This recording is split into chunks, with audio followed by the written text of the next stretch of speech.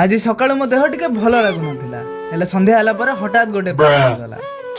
तो राधे राधे सांग माने मु अमित आज आमे पारादीप जीवा डिसाइड कलु काहे ना सेठी रज महोत्सव चलीथिला।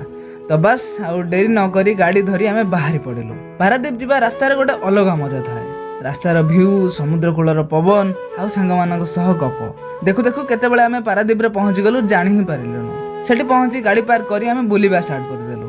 चारिआडे रजर एटमॉस्फेयर लाइट म्यूजिक आ बहुत लोक पूरा फेस्टिवल मूड चलीथिला। धीरे धीरे बुली बुली पेट भी सिग्नल देबाकू लागिला।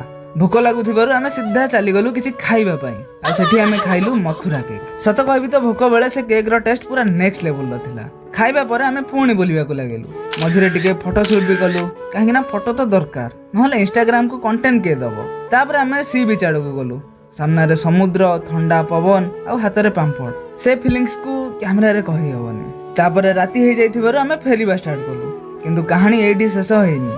घर को आसीबा बटरे हम गां पाख गां रे रज मौज चलीथिला।